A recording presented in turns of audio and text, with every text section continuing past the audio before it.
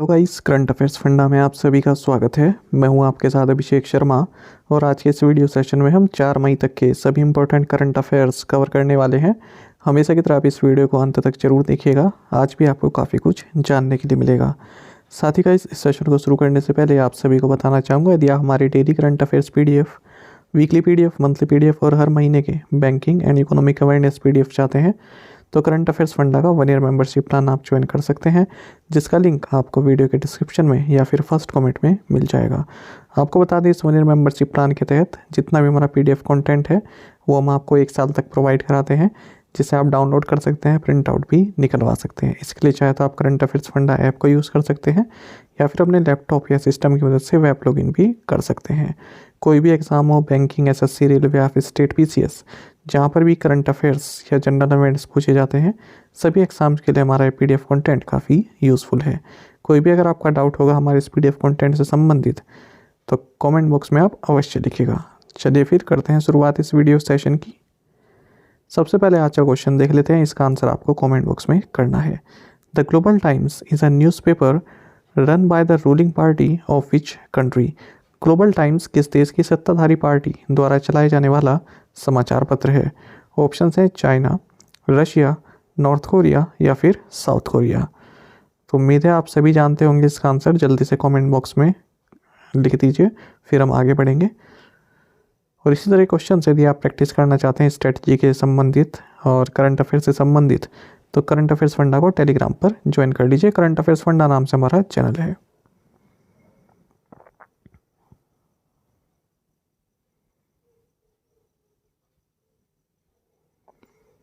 Which Indian naval ships have arrived at Singapore to participate in the ASEAN India Maritime Exercise 2023? ASEAN Bharat समुद्री अभ्यास 2023 में भाग लेने के लिए कौन से भारतीय नौसेना के जहाज सिंगापुर पहुंचे हैं? ऑप्शंस आपके सामने हैं। सही आंसर ऑप्शन ए है, INS Satpura and INS Delhi. आपको जानना चाहिए Republic of Singapore navy RSN and Indian navy, ये दोनों ही जो नेवीज़ हैं कि आसियान इंडिया मैरीटाइम एक्सरसाइज को होस्ट कर रहे हैं 2 से 8 मई 2023 के बीच में। भारत की ओर से Indian naval ships Satpura and Delhi ये सिंगापुर पहुंच चुके हैं इस एक्सरसाइज में पार्टिसिपेट करने। साथ ही इनके साथ गुरचरण सिंह भी हैं जो कि flag officer commanding eastern fleet हैं। आपको जानना चाहिए हार्बर फेज और सी फेज, इन 2 फेज में एक्सरसाइज हो रही है। तो हार्बर फेज में एक्सरसाइज 2 से 4 मई 2023 के बीच चांगी नवल फेज में हुई है और सी फेज एक्सरसाइज 7 से 8 मई 2023 के बीच साउथ चाइना सी में होगी। आपको जानना चाहिए इस एक्सरसाइज के साथ ही Bharat Russia, China and US के बाद 4th आसियान डायलॉग पार्टनर बन गया है, जिसने आसियान के साथ इस तरह की मैरीटाइम एक्सरसाइज की है, जिसे कहते हैं आसियान +1, यानी कि आसियान के 10 मेंबर कंट्रीज +1 जो इंडिया हो गया है। आपको जानना चाहिए INS दिल्ली इंडिया की first indigenously built guided missile destroyer है और INS सतपुड़ा ये indigenously built guided missile stealth frigate है। अच्छा, जब बात हो रही है आसियान की, देख लेते हैं इससे संबंधित जो महत्वपूर्ण फैक्ट्स हैं। देखिए, ASEAN of south east association of south east Asian Nations, ये आसियान की फुल फॉर्म होती है और इसकी स्थापना 8 अगस्त 1967 को हुई थी बैंकॉक, थाईलैंड में। आसियान डिक्लेरेशन साइन किया गया था, जिसे बैंकॉक डिक्लेरेशन भी कहते हैं। ये अपने आप में क्वेश्चन बनता है कि बैंकॉक डिक्लेरेशन के थ्रू किस ऑर्गेनाइजेशन की स्थापना की गई थी? ठीक है, तो आंसर होगा आसियान। किस वर्ष की गई थी? 1967 में। इसके जो फाउंडिंग फादर्स हैं, यानी कि जिन कंट्रीज़ ने इसको इस्टेब्लिश किया, ये Indonesia, Malaysia, Philippines, Singapore and Thailand. First ASEAN summit Bali, Indonesia में हुई थी 1976 में। 8 अगस्त को आसियान डे मनाया जाता है। इसके मेंबर्स देख लेते हैं। Indonesia, Malaysia, Philippines, Singapore, Thailand, Brunei, Laos, Myanmar, Cambodia and Vietnam, ये 10 इसके मेंबर हैं।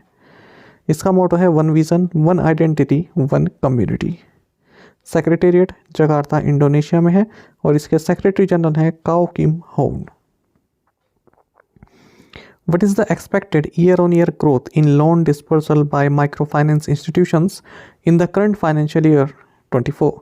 चालू वित्त वर्ष 2024 में माइक्रो फाइनेंस संस्थानों द्वारा ऋण संवितरण में वर्ष दर वर्ष वृद्धि कितने रहने की संभावना है? ऑप्शंस आपके सामने हैं। सही आंसर ऑप्शन डी रहेगा 25%। देखिए एक एजेंसी है केयर एज, इसने एक रिपोर्ट जारी की है और लगभग सभी न्यूज़पेपर ने इसको कवर किया है, इसलिए मैंने सोचा कि आपको ये रिपोर्ट भी पढ़नी चाहिए। इसमें बताया गया है कि जो माइक्रो फाइनेंस इंस्टीट्यूशंस हैं, एमआईज जिनको बोलते हैं, इनकी जो लोन दिया जा रहा है तो वो 25% की ग्रोथ देखने के लिए मिल सकती है ईयर ऑन ईयर बेसिस पर, यदि हम फाइनेंशियल 24 की बात करें, यानी कि 2023-24 की बात करें, क्योंकि इस तरह की कुछ मैक्रो इकोनॉमिक एनवायरनमेंट फेवरेबल बन रहा है इस वजह से। 2021-22 में ये जो माइक्रो फाइनेंस की जो ग्रोथ रही लोन डिस्पर्सल की 18% रही ईयर ऑन ईयर, और 2022-23 में 20% रही है। हालांकि 2020-21 में काफ़ी स्लो डाउन आ गया था कोविड-19 पैंडेमिक के कारण। आपको जानना चाहिए कि जो एनबीएफसी माइक्रो फाइनेंस इंस्टीट्यूशंस हैं, ये इस मामले में, लोन डिस्पर्सल के मामले में पिछले 4 साल में पहली बार बैंक को भी ओवरटेक कर गए हैं। अगर आपको देखना चाहिए कि दिसंबर 31 तक की अगर हम बात करते हैं, तो जो आउटस्टैंडिंग माइक्रो फाइनेंस लोन्स हैं, इनमें माइक्रो फाइनेंशियर्स का जो कंट्रीब्यूशन है 38% है, वहीं बैंक का कंट्रीब्यूशन 36% है। 2022 में रिजर्व बैंक ऑफ इंडिया ने भी कुछ गाइडलाइंस इशू की थी माइक्रो फाइनेंस इंस्टीट्यूशंस के लिए, इसको और ईज़ बनाने के लिए कि कोई भी एंटिटी है उसका, यदि वो NBFC MFI micro finance institution की तरह कार्य करना चाहता है, तो उसके जो टोटल एसेट्स हैं उसमें 75% जो एसेट्स हैं वो माइक्रो फाइनेंस की तरह यूज़ होना चाहिए। पहले ये लिमिट 85% की थी। अब बात करते हैं कि माइक्रो फाइनेंस इंस्टीट्यूशन आखिर होता क्या है। देखिए बहुत महत्वपूर्ण है, खास करके बैंकिंग एस्पिरेंट्स के लिए और कोई भी एग्ज़ाम हो उसके लिए भी। तो देखिए आपको जानना चाहिए माइक्रो फाइनेंस इंस्टीट्यूशन एक ऐसी ऑर्गेनाइजेशन होता है जो कि लो इनकम पॉपुलेशंस को फाइनेंशियल सर्विसेज प्रोवाइड कराता है। सबसे महत्वपूर्ण जो फैक्ट है वो ये है कि इसमें कोलेटरल फ्री लोन्स दिया जाता है, यानी कि किसी भी तरह की चीज़ गिरवी रखनी नहीं होती है किसी भी इंडिविजुअल को, या फिर जो लो इनकम हाउस होल्ड्स हैं उनको इस तरह का लोन दिया जाता है, कोलेटरल फ्री लोन्स। सीमा क्या है, तो 3 लाख रुपए तक का लोन इसमें दिया जाता है। 3 लाख रुपए तक का जो कोलेटरल फ्री लोन है उसको माइक्रो फाइनेंस लोन्स बोला जाता है। ये आप याद रखिएगा, आरबीआई की साइट से डायरेक्ट ये मैंने डेफिनेशन इसकी ली है।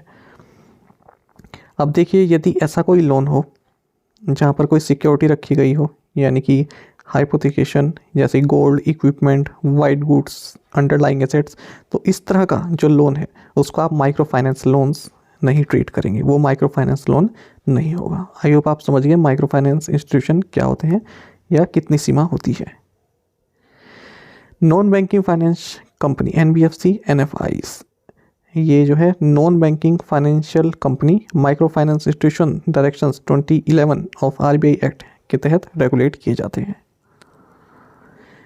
द्वारा smart gold has entered into a strategic partnership with which small finance bank to offer gold loans. द्वारा स्मार्ट गोल्ड ने किस स्मॉल फाइनेंस बैंक के साथ गोल्ड लोन देने के लिए रणनीतिक साझेदारी की है? ऑप्शंस आपके सामने हैं। सही आंसर ऑप्शन बी है, जना स्मॉल फाइनेंस बैंक लिमिटेड।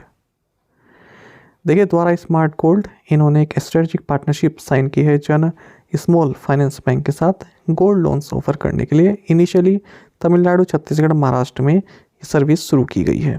जन स्मॉल फाइनेंस बैंक की बात करें, एमडी एंड सीईओ अजय कानवा है। हेडक्वार्टर्स बंगलोर कर्नाटक में है और टैगलाइन है, लिखो अपनी कहानी। Cashfree payments and which bank have partnered to offer international payment collection. Cashfree भुगतान और किस बैंक ने अंतर्राष्ट्रीय भुगतान संग्रह की पेशकश करने के लिए भागीदारी की है? ऑप्शंस आपके सामने है। सही आंसर ऑप्शन ए है, यस बैंक। आपको जानना चाहिए cash free payments and yes bank इन्होंने पार्टनरशिप की है जिसके तहत ग्लोबल कलेक्शंस ये ऑफर करेंगे। ये क्या है, जो यस बैंक के अकाउंट होल्डर्स हैं तो उनको एक सुविधा प्रोवाइड कराएंगे कि वो जो है इंटरनेशनल कलेक्शन जो है प्राप्त कर सकते हैं। यानी कि ऐसे एक्सपोर्टर्स जो यस बैंक के अकाउंट होल्डर्स हैं तो उनको वो जो है अलग अलग कंट्रीज से कलेक्शन अपना कर सकते हैं। तो देखिए इस पार्टनरशिप के तहत जो यस बैंक के अकाउंट होल्डर हैं वो लगभग 30 फॉरेन करेंसीज में अपने जो पेमेंट है वो कलेक्ट कर पाएंगे using this global collection service. अब जो उन्हें ये फंड प्राप्त होगा उसको ये रुपये में कन्वर्ट कर सकते हैं और फिर उसको भारत में जो उनका लोकल बैंक अकाउंट है उसमें भेज सकते हैं। यस बैंक की बात करते हैं, MD and CEO Prashant Kumar है। हेडक्वार्टर्स मुंबई में है। टैगलाइन है, experience our expertise. Pine Labs announced partnership with which bank to enable payments using digital rupee. Pine Labs ने डिजिटल रुपए का उपयोग करके भुगतान सक्षम करने के लिए किस बैंक के साथ साझेदारी की घोषणा की है? सही आंसर ऑप्शन बी रहेगा, आईसीआईसीआई बैंक। आपको जानना चाहिए पाइन लैब्स जो कि एक merchant commerce omni channel platform है, इसने अपने पीओएस टर्मिनल्स पर डिजिटल रुपी एक्सेप्ट करने के लिए आईसीआईसीआई बैंक के साथ पार्टनरशिप की है। तो अब ये दोनों एंटिटीज ही क्या करेंगे, जो डिजिटल रुपी है या ई रुपी, ये एक्सेप्ट किया जाएगा पाइन लैब्स के जो भी पीओएस टर्मिनल्स हैं, यानी कि पॉइंट ऑफ सेल्स टर्मिनल्स हैं वहाँ पर मुंबई बेंगलुरु में। आईसीआईसीआई बैंक की बात करते हैं, MD and CEO Sandeep Bakshi हैं, हेडक्वार्टर्स मुंबई में है। टैगलाइन है, हम है ना ख्याल ना आपका। Who won the gold medal in long jump at the MVA High Performance Athletics Meet 1 in Chula Vista, USA? America के चूला विस्टा में MVA high performance athletics meet 1 में लंबी कूद में किसने स्वर्ण पदक जीता है? सही आंसर ऑप्शन डी है, मुरली श्रीशंकर। आपको जानना चाहिए ये चूला विस्टा यूएसए में MVA हाई परफॉर्मेंस एथलेटिक्स प्रतियोगिता हुई है। यहाँ पर इंडियन लॉन्ग जंपर मुरली श्रीशंकर, इन्होंने गोल्ड मेडल जीता है 8.29 मीटर की छलांग लगाकर। देखिए एग्जाम में क्वेश्चन ये पूछा जाता है कि मुरली श्रीशंकर किससे संबंधित हैं, एथलेटिक्स से या फिर और किससे? तो याद रखिएगा ये काफ़ी अच्छे लॉन्ग जंपर हैं, भारत से काफ़ी नाम इन्होंने रोशन किया है और ये पूछे जाते हैं मुरली श्रीशंकर। दूसरे नंबर पर चाइना के मा वितोंग रहे हैं और तीसरे नंबर पर रहे हैं हुआफेंग हुआंग, यानी कि ब्रॉन्ज मेडल इन्होंने जीता है। Which air command did Balakrishnan Manikantan recently become the air officer commanding in chief of? Balakrishnan Manikantan हाल ही में किस वायु कमान के air officer commanding in chief बने हैं? ऑप्शंस आपके सामने हैं, सही आंसर ऑप्शन डी है, सदर्न एयर कमांड। देखिए आपको जानना चाहिए एयर मार्शल बालाकृष्णन मणिकांतन ये हाल ही में air officer commanding in chief बने हैं सदर्न एयर कमांड। आपको जानना चाहिए जो ये सदर्न एयर कमांड है ये इंडियन एयरफोर्स की एक कमांड है जिसका हेडक्वार्टर्स तिरुवनंतपुरम केरल में है। The RBI has imposed a monetary penalty of ₹1 lakh on which city-based Swarnayug Sahakari Bank Limited for contravention of directions issued by RBI on maintenance of deposit accounts? RBI ने जमा खातों के रखरखाव पर RBI द्वारा जारी निर्देशों के उल्लंघन के लिए किस शहर स्थित स्वर्णयुग सहकारी बैंक लिमिटेड पर 1 लाख रुपए का मौद्रिक जुर्माना लगाया है? ऑप्शंस आपके सामने हैं, सही आंसर ऑप्शन ए है, Pune.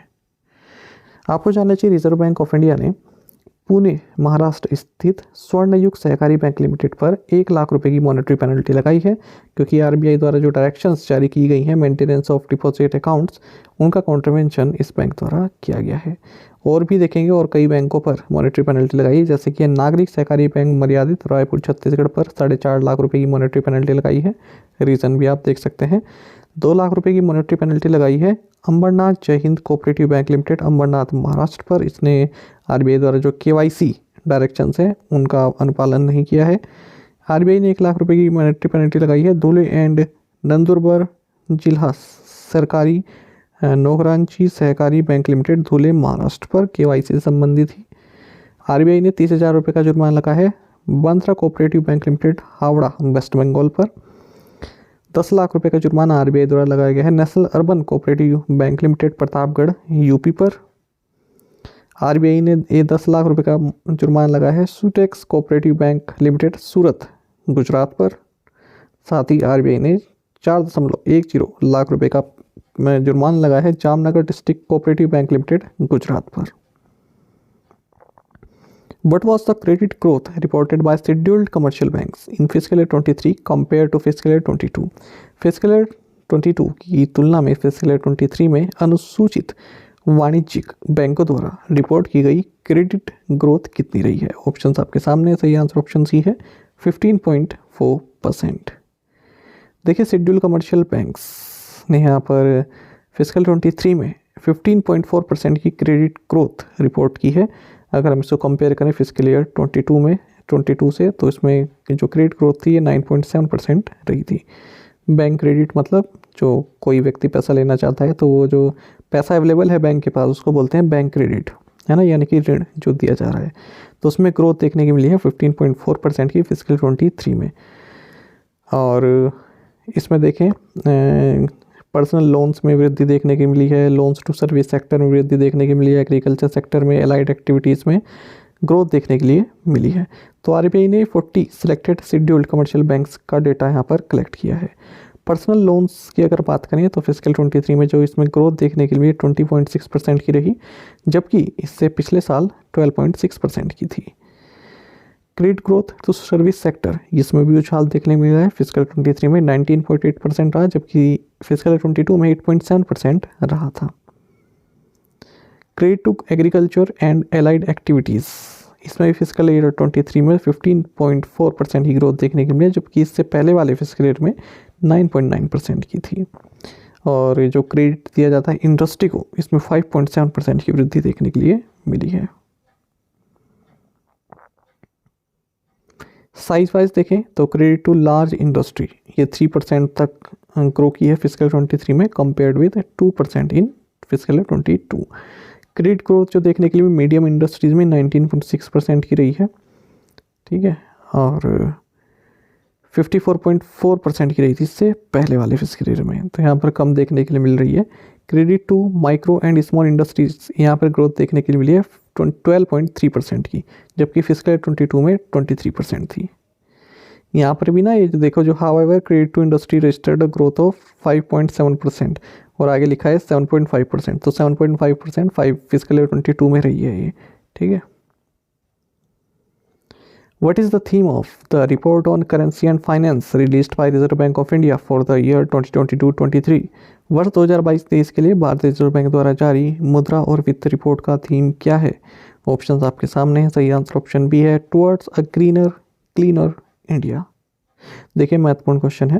Reserve bank of India ने हाल ही में 2022-23 के लिए report on currency and finance को रिलीज़ किया है। इसका थीम रहेगा towards a greener cleaner India. आपको बता दें ये जो कंट्रीब्यूटर्स हैं उनके व्यू को दर्शाती है, ना कि रिजर्व बैंक ऑफ इंडिया के व्यू को, ऐसा रिजर्व बैंक ऑफ इंडिया ने बोला है। चलिए इस रिपोर्ट की हाइलाइट्स देख लेते हैं। तो यहाँ पर 4 मेजर डायमेंशंस कवर की गई हैं क्लाइमेट चेंज से संबंधित, क्लाइमेट चेंज के लिए, जो कि भारत की ग्रोथ को डिफाइन करते हैं आगे आने वाले समय में। कौन कौन सी हैं? Unprecedented scale and pace of climate change, its micro economic effects, implications for financial stability and policy options to mitigate climate risk। यहाँ पर बताया गया है कि भारत का जो प्लान है कार्बन एमिशन रोकने का, उस पर भारत अपने टारगेट को पूरा कर रहा है, अपने टारगेट्स पर सही जा रहा है। और जो G20 कंट्रीज़ हैं, ठीक है, उनमें अगर हम देखें तो क्लाइमेट चेंज परफॉर्मेंस इंडेक्स में भारत सबसे बेस्ट है अमंग G20 कंट्रीज़। यही बताया कि जो भारत का टारगेट है नेट जीरो अचीव करना 2070 तक, तो यहाँ पर जो एनर्जी इंटेंसिटी है उसमें रिडक्शन हमें करना होगा लगभग 5% एनुअली। एनर्जी इंटेंसिटी मतलब energy consumption per unit of GDP, ठीक है, ये हमें 5% पर एनम रिडक्शन करना होगा। और जो हमारा एनर्जी मिक्स है, यानी कि रिन्यूएबल पावर से जो हम इलेक्ट्रिसिटी लेते हैं, वो हमें बढ़ाना होगा 2070-71 तक 80%। इंडिया की जो ग्रीन फाइनेंसिंग रिक्वायरमेंट है वो भी कम से कम 2.5% ऑफ जीडीपी रहेगी 2030 तक। Which ID has developed a machine learning tool named GBM driver to detect tumor in brain and spinal cord? किस IIT ने मस्तिष्क और रीढ़ की हड्डी में ट्यूमर का पता लगाने के लिए GBM ड्राइवर नामक मशीन लर्निंग टूल विकसित किया है? ऑप्शंस आपके सामने हैं। सही आंसर ऑप्शन बी है, IIT मद्रास। आपको जानना चाहिए जो IIT मद्रास की रिसर्चर्स हैं, इन्होंने एक machine learning based computational tool बनाया है, जिसके तहत ब्रेन और स्पाइनल कॉर्ड में जो कैंसर कोजिंग ट्यूमर्स हैं उनको डिटेक्ट किया जा सकता है काफ़ी अच्छी तरह से। तो इस टूल का नाम है GBM ड्राइवर, यानी कि ग्लायोब्लास्टोमा मल्टीफॉर्म ड्राइवर्स। पब्लिकली अवेलेबल है ऑनलाइन। देखिए जो ग्लायोब्लास्टोमा है ये काफ़ी फास्ट और एग्रेसिवली ग्रोइंग ट्यूमर है ब्रेन एंड स्पाइनल कॉर्ड में। तो अब जो ये GBM ड्राइवर बनाया गया है, तो इससे ये जो वायरस का जो म्यूटेशन है, ठीक है, इसका पता लगाया जा सकता है। What is the theme for the world asthma day 2023? विश्व अस्थमा दिवस 2023 की थीम क्या है? सही आंसर ऑप्शन ए है, अस्थमा केयर फॉर ऑल। तो ये क्वेश्चन रह गया था। देखिए वर्ल्ड अस्थमा डे इसको ग्लोबल इनिशिएटिव फॉर अस्थमा द्वारा मनाया जाता है, ठीक है। ये मई महीने के फर्स्ट ट्यूसडे को मनाया जाता है, तो इस बार 2 मई को ये मनाया गया है। इसका थीम रहा इस बार 2023 में अस्थमा केयर फॉर ऑल। अच्छा, आपको ये भी जानना चाहिए कि कोल माइनर्स डे और इंटरनेशनल फायर फाइटर्स डे ये 4 मई को मनाए जाते हैं। Which US financial services company has bought First Republic Bank's assets? किस अमेरिकी वित्तीय सेवा कंपनी ने फर्स्ट रिपब्लिक बैंक की संपत्ति खरीदी है? सही आंसर ऑप्शन डी है जेपी मॉर्गन चेज। देखिए, फर्स्ट रिपब्लिक बैंक जिसका हेडक्वार्टर सैन फ्रांसिस्को कैलिफोर्निया में है, इसको सीज कर दिया गया है और एक डील की गई है जेपी मॉर्गन चेज के द्वारा, जिसके तहत जो भी इसके एसेट्स हैं वो जेपी मॉर्गन को बेच दिए जाएंगे। ठीक है, 2 महीनों में ये तीसरा एक यूएस का बैंक है बड़ा जो फेल हुआ है। तो जो जेपी मॉर्गन चेज है ये 173 बिलियन यूएस डॉलर का लोन प्राप्त करेगा इससे, यानी कि इसको बेच दिया जाएगा जेपी मॉर्गन चेज को, और लगभग 30 बिलियन यूएस डॉलर की सिक्योरिटीज़ भी दी जाएंगी और 92 बिलियन के डिपॉजिट्स भी। इससे पहले मैंने देखा था कि सिलिकॉन वैली बैंक भी फेल हो चुका है, सिग्नेचर बैंक भी फेल हो चुका है। अब ये तीसरा है, इसका नाम है First Republic Bank. Who has been appointed as the chancellor of Nalanda University in Bihar? Bihar में नालंदा विश्वविद्यालय के कुलपति के रूप में किसे नियुक्त किया गया है? ऑप्शन आपके सामने है, सही आंसर ऑप्शन बी रहेगा अरविंद पनगड़िया। देखिए, जाने माने economist and farmer NITI Aayog vice chairman Arvind Panagariya, इनको नालंदा यूनिवर्सिटी बिहार का चांसलर बनाया गया है। तो इस यूनिवर्सिटी के ये 4th चांसलर होंगे। इससे पहले अमर्त्य सेन भी रह चुके हैं, former Singapore foreign minister George Yeo भी रह चुके हैं, कंप्यूटर साइंटिस्ट जेपी भाटकर भी रह चुके हैं। भाटकर की अगर हम बात करें तो इनको 2017 में अपॉइंट किया गया था यहाँ का चांसलर। ठीक है, और इनसे पहले अब अरविंद पनगड़िया से पहले यही थे। आपको बता दें चांसलर का टर्म होता है 3 साल तक का होता है। नालंदा यूनिवर्सिटी की बात करें तो पार्लियामेंट एक्ट द्वारा 2007 में इसको बनाया गया था under the aegis of ministry of external affairs. 2 master course यहाँ पर चले थे जब शुरू किया गया था, इकोलॉजी एंड इन्वायरमेंट, उसके बाद हिस्टोरिकल स्टडीज़। फिलहाल 6 स्कूल्स हैं यहाँ पर और ज़्यादातर जो कल्चर एंड फिलोसफी पढ़ाया जाता है, खास करके Buddhist studies, comparative religions and Sanatan Hindu studies. Previous assignment questions के आंसर देखेंगे। Which organisation releases state of the global climate report? Answer is world meteorological organisation. Shavkat Mirziyoyev is the president of which landlocked Central Asian country? Uzbekistan, who was crowned the new world champion of chess after he defeated Ian Nepomniachtchi in Astana? Answer is Ding Liren of China. The new Telangana state secretariat in Hyderabad is named after which legendary figure in Indian history? Answer is B.R. Ambedkar. Recently, 11 people in which Indian city died as a result of inhaling toxic gas which has been identified as hydrogen sulfide? Answer is Ludhiana, Punjab. आप में से कई students बिल्कुल सही answer किया है। इसी तरह से आप पार्टिसिपेट करते रहिए। तो हम CDS में पूछे गए जनरल अवेयरनेस और करंट अफेयर्स के क्वेश्चंस देख रहे थे। इसी सीरीज में 2 क्वेश्चन और देखेंगे। देखिए, बहुत महत्वपूर्ण क्वेश्चन है। The computation of poverty in terms of monthly per capita consumption expenditure MPC based on the mixed reference period was recommended by? सही आंसर ऑप्शन भी है तेंदुलकर कमेटी। नाम आपने सुना होगा। देखिए, कोई भी एग्ज़ाम हो, अगर आप उसमें इकोनॉमिक एंड बैंकिंग पढ़ रहे हैं, खासकर इकोनॉमिक, तो वहाँ पर पॉवर्टी से संबंधित क्वेश्चन पूछे जाते हैं। ठीक है, तेंदुलकर कमेटी, लकड़वाला कमेटी, ये पूछे जाते हैं। तो जिस भी बुक से आप पढ़ें, पॉवर्टी सेक्शन को अच्छे से पढ़ें। क्वेश्चन देख लें, बहुत टफ सा लग रहा है कि क्या चीज़ पूछी गई है। केवल इसमें पूछा गया है कि किस कमेटी ने जो करीबी रेखा की जो मापदंड है उसको monthly per capita consumption expenditure के हिसाब से तय करने की सिफारिश की थी। तो सही आंसर तेंदुलकर कमेटी है। दूसरा क्वेश्चन देखिए, बहुत इंटरेस्टिंग है। The Chevrons is the name of the cricket team of which one of the following countries? ठीक है, तो किस देश की क्रिकेट टीम को शेवरॉन बोलते हैं? ऑस्ट्रेलिया, द नीदरलैंड्स, आयरलैंड या फिर जिम्बाब्वे? तो सही आंसर ऑप्शन डी है जिम्बाब्वे। अब इस तरह के जो क्वेश्चंस होते हैं वो आर या पार वाले होते हैं। किसी ने सुना है तो ठीक है, नहीं तो मेजॉरिटी ऑफ पीपल ऐसे होते हैं जिन्हें नहीं पता है। ठीक है, तो अगर इस तरह क्वेश्चन आप छोड़ भी देते हैं तो कोई फ़र्क नहीं पड़ता है। हाँ, अगर कर देते हैं, तुक्का मार के वो सही रहता है तो एक एडवांटेज है, वरना तुक्के में ज़्यादातर चीज़ें गलत हो जाती हैं। देखो, शेवरॉन नाम से इतना तो पता होगा क्रिकेट वालों को कि ऑस्ट्रेलिया को नहीं कहेंगे। ठीक है, ऑस्ट्रेलिया वालों को कंगारू बोलते हैं। ठीक है, ये तो पता होगा कि ऑस्ट्रेलिया नहीं होगा। बाकी बचा नीदरलैंड्स, आयरलैंड, जिम्बाब्वे, इसमें फिर कन्फ्यूज़न रह जाता है। तो इसलिए यही है कि इस तरह क्वेश्चन आए तो छोड़ दें और अगर आप इस तरह क्वेश्चन कहीं पर देख लेते हैं तो और भी चीज़ें देख लें कि और भी इस तरह से क्वेश्चन क्या क्या बन सकते हैं। जैसे मैंने प्रिपेयर किया है, कुछ टीम्स के मैंने देखकर बनाए हैं। जैसे न्यूजीलैंड, आप सभी जानते हैं ब्लैक कैप्स बोलते हैं, कीवीज़ बोलते हैं। न्यूजीलैंड की जो विमेंस टीम है उसको वाइट फॉन्ट्स बोलते हैं, क्रिकेट टीम। साउथ अफ्रीका को प्रोटीज बोलते हैं। इंडिया को मैन इन ब्लू बोलते हैं, और इंडिया की जो विमेन टीम है उसको विमेन इन ब्लू। नेपाल की जो क्रिकेट टीम है उसको द राइनोस, गोरखालीज या फिर द कार्डियक किड्स बोलते हैं। श्रीलंका की जो क्रिकेट टीम है उसका निकनेम है द लायंस। बांग्लादेश की क्रिकेट टीम का नाम है the tigers. Pakistani cricket team का नाम है शाहीन्स या फिर मैन इन ग्रीन या फिर कॉर्नर्ड टाइगर्स। ठीक है, तो ये सभी हैं। शेवरॉन का मतलब होता है इन्वर्टेड वी, यानी कि जो वी होता है ना, वी शेप, उसी को ये आप बना दो हो कैसे भी घुमा कर, तो वो शेवरॉन कहलाता है। ठीक है, इनका मैप भी देखोगे अगर आप जिम्बाब्वे का, तो वी टाइप का ही मैप है, मतलब सिंबल है उसमें एक वी टाइप का। तो ये फ़ायदा मिलता है प्रीवियस क्वेश्चन देखने से, जहाँ पर जनरल अवेयरनेस या करंट अफेयर्स पूछे गए हैं, आपकी नॉलेज ही बढ़ती है। ठीक है, तो इस तरह के क्वेश्चन आप देखा करें।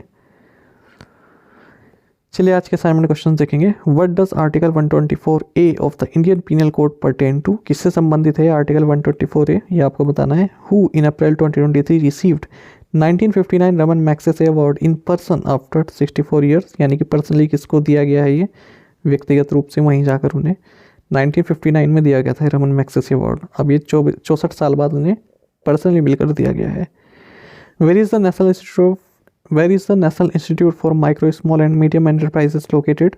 How many times has Indian legend Viswanathan Anand won the World Chess Championship? Under which article of the Constitution can the Supreme Court of India use its extraordinary discretion to do complete justice? ये बहुत महत्वपूर्ण है। 5th वाला question आजकल चल भी रहा है, इस पर आप देखेंगे न्यूज़पेपर में आर्टिकल्स भी आ रहे हैं, तो इसका आंसर भी आप दीजिएगा। तो इन 5 क्वेश्चन के आंसर आप कमेंट बॉक्स में दीजिएगा। यदि आपको एक क्वेश्चन का आंसर भी आता है तो वो भी आप हमें कमेंट बॉक्स में बता सकते हैं। देखिए क्वेश्चन मैं इसलिए ला रहा हूँ आर्टिकल वाले, कोई भी एग्ज़ाम हो, चाहे बैंक का हो, आरबीआई का हो, वहाँ पर भी कभी कभी पूछ ले जाते हैं आपकी बेसिक नॉलेज देखने के लिए, क्योंकि न्यूज़पेपर में आते रहते हैं। पूछेंगे वही जो न्यूज़पेपर में करंट से संबंधित आर्टिकल आ रहे हैं। पहला क्वेश्चन और 5th क्वेश्चन ये न्यूज़पेपर में बने ही रहते हैं। तो कोशिश कीजिएगा इन 5 क्वेश्चन के आंसर आप कमेंट बॉक्स में प्रोवाइड कराएं। साथ ही करंट अफेयर्स फंडा को आप टेलीग्राम पर भी ज्वाइन कर सकते हैं। यहाँ पर रेगुलर वीडियो अपडेट्स और करंट क्विजेस हम आप सभी के लिए डालते रहते हैं। साथ ही डिस्कशन ग्रुप में आप किसी भी क्वेश्चन का सोल्यूशन पा सकते हैं। दोस्तों, आप हमारे करंट अफेयर्स की प्लेलिस्ट दी गई है, इसको आप जरूर देखें। अपने दोस्तों के साथ, फेलो एस्टूडेंट के साथ हमारे करंट अफेयर्स को शेयर जरूर करें। आज का ये सेशन आपको कैसा लगा कमेंट बॉक्स में अवश्य बताइएगा। Thank you guys.